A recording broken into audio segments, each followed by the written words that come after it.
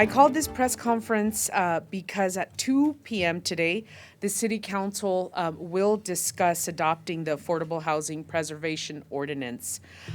This is an ordinance I've worked closely on with the San Diego Housing Commission for nearly 2 years.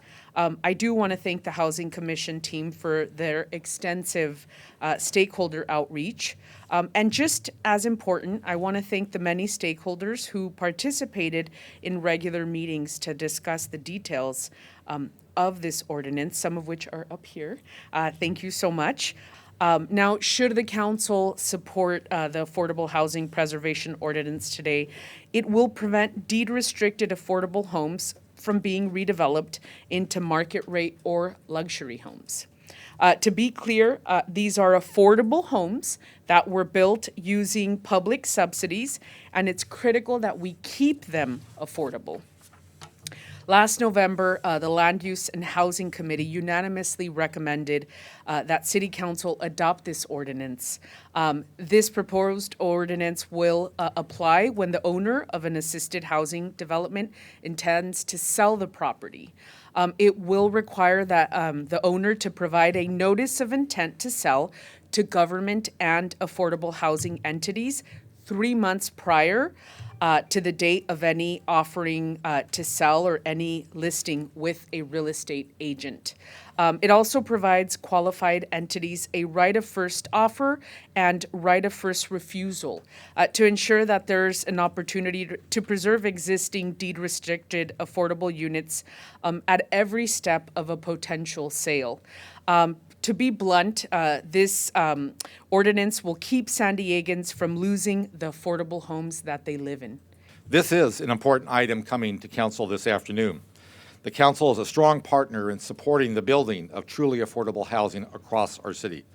But just as important is preserving the deed-restricted affordable housing that exists today and to address the need for families and individuals that have the security of a home that does not break them financially.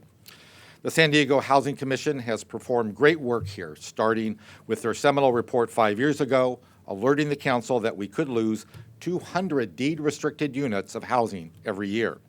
To be clear, that without today's action, 200 families and individuals could be forced into homelessness.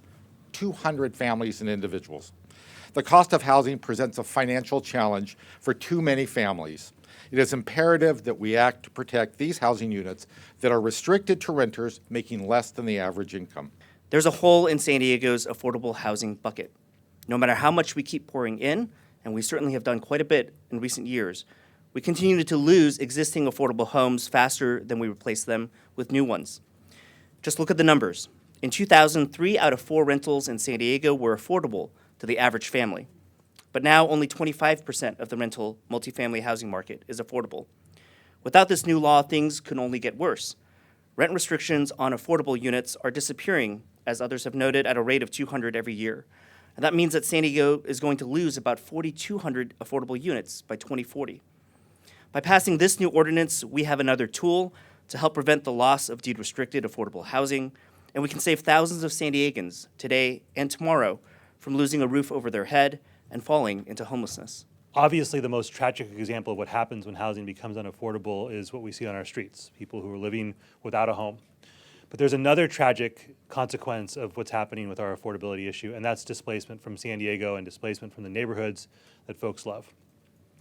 In just one neighborhood that I represent, there are 62 deed-restricted affordable developments with over 1,800 homes.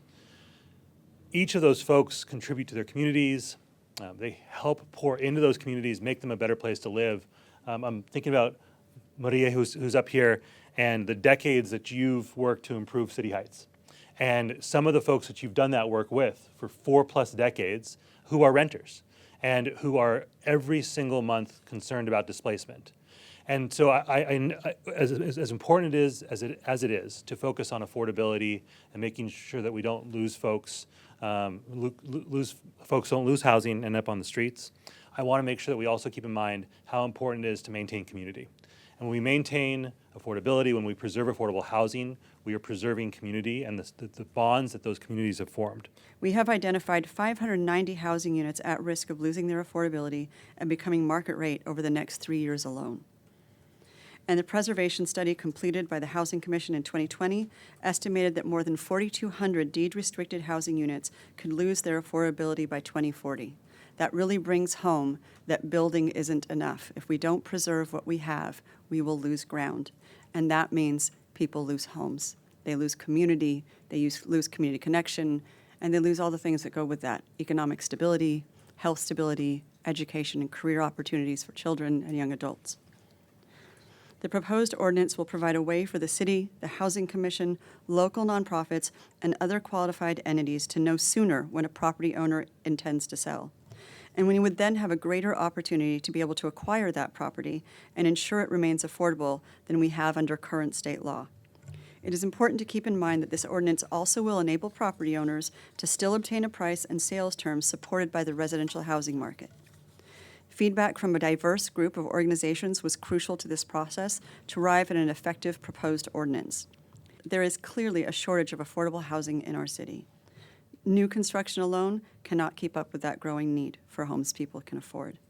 Now more than ever, we must also preserve existing affordable housing.